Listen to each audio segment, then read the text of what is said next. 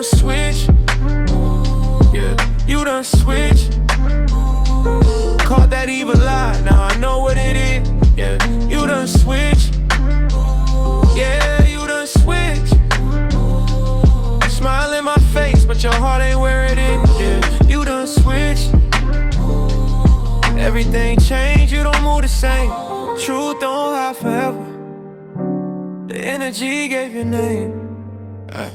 Back then we was locked in. What's good, Same everybody? road, same code. Been a If long one of us time. was falling, the other. But I figured, it'd take a little break. A lot has been going on for me.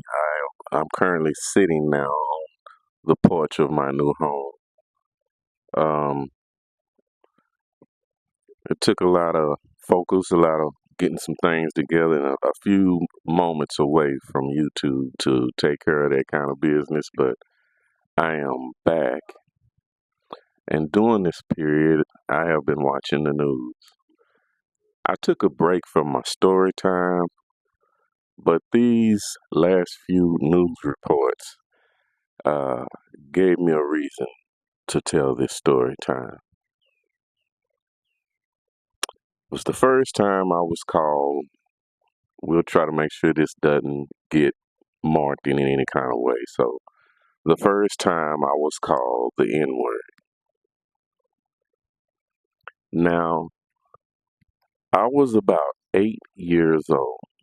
My brother that was with me at the time was 6. Y'all know him as Jim Bean on the channel. Well, one afternoon on a weekend, my mother needed me to go to the Family Dollar store because we was in walking distance of this Family Dollar store. So she was like comfortable with us going at that age. It probably took us no more than 5 minutes. And you got to remember, I'm 50, so this would have been in the early 80s. So things aren't as rough as they are now, traffic and all that. I mean, things was bad, but we thought it was safe enough to, let us walk to the store.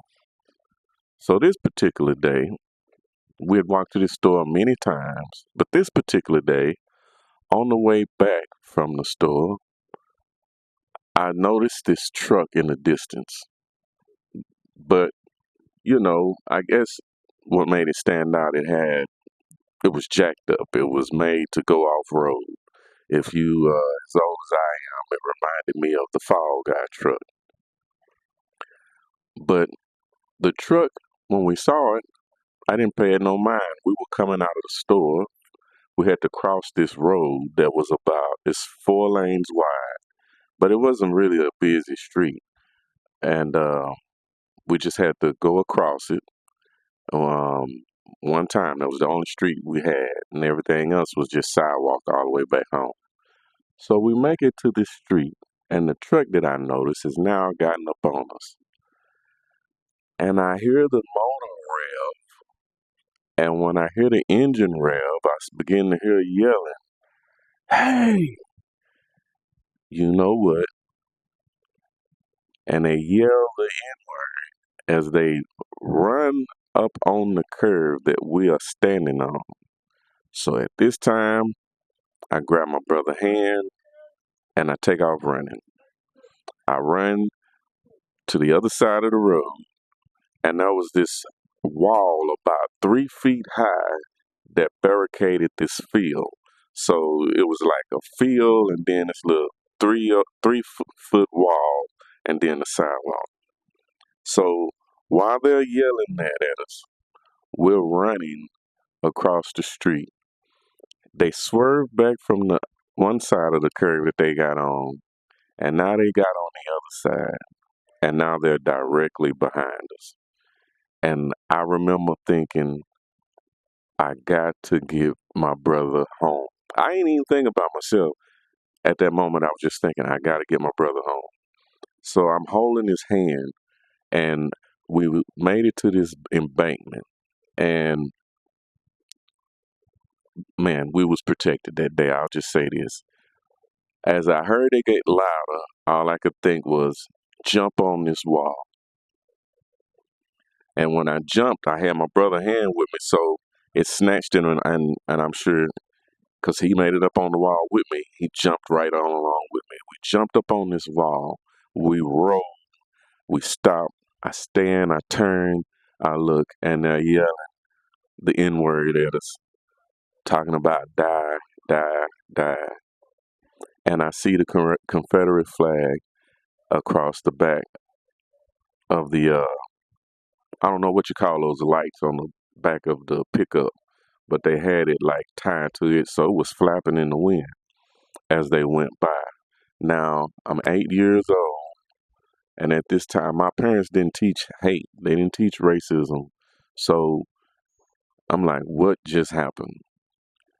We get home, my brother crying, I'm terrified. I didn't even get to cry because I was so scared. All I wanted to do was get us home.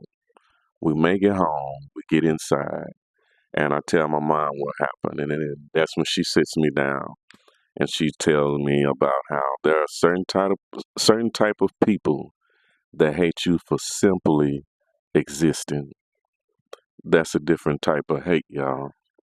Now, when I was young and as I grew up, of course, I became educated on everything and learned how to navigate. And even when I had white friends, the white friends I have, let's just say you always knew that you're friends, but they always had a way of letting you know where the line is. If you're from the South, you know who I am. And you're like, what do you mean by that? I mean, do they visit your house? Do they call or check on you on a regular? Or is they only want to kick it with you when they need you to do something? Or they only want to kick it with you when there's some alcohol or something going on that they need you as a form of entertainment, basically. But thank goodness all of them are not like that. I'm not gonna say that because I have some great white friends, some that I consider family because they do the things that family would do, not friends.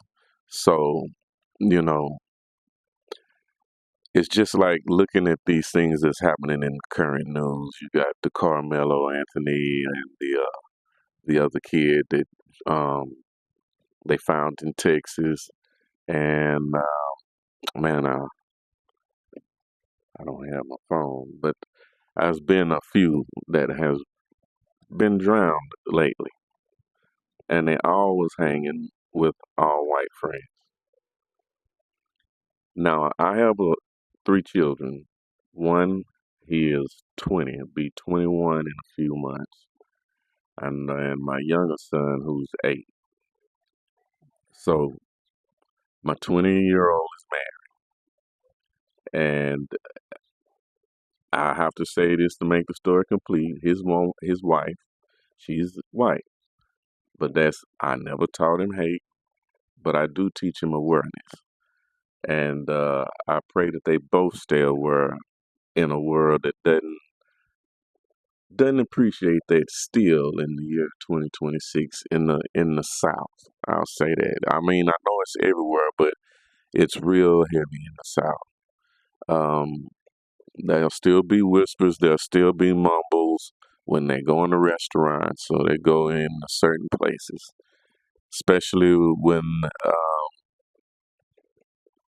let's just say you get further away from urban activities. So you just got to know. Um, but if it's one thing that I could tell the world, to all the black young men and all the black young women out there, always pay attention, always be aware, always try and be safe. This sounds so cliche, but it'll make you see another day. If you get pulled over, no matter how pissed off you get, no matter how mad you are, no matter how much you know you're right and they are wrong, let them have it that day and try to take it to court or something. Um, because the more compliant you are, the better chance you have of making it from someone who's praying and hoping that you just step out of line in any kind of way. I didn't know I'd be making a video like this ever, but I'm just paying attention.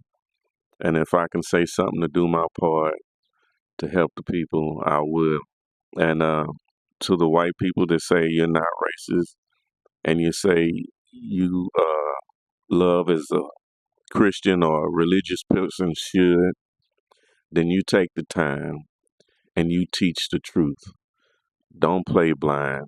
Don't let us be teaching on one side. You teach on your side too. That's how we come together for real. Because hate and racism is taught.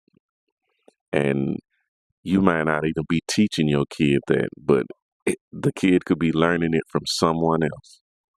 So I say get involved, get involved. I did the same thing with my two oldest, who now is both graduated and now in the real world. And then my 8-year-old is going to come up, and I'll teach this to my kids to the day I die.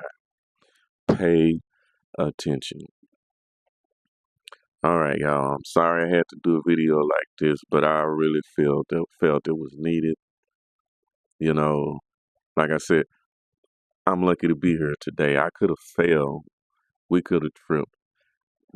They could have succeeded if that was their true intention. Or they might have been just trying to put the scare on, and we still could have failed and been killed. My point is, it shouldn't have happened.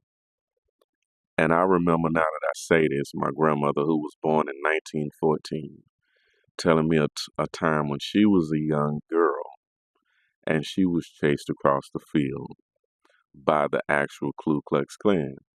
So, you know, history seems to repeat itself until someone breaks the line.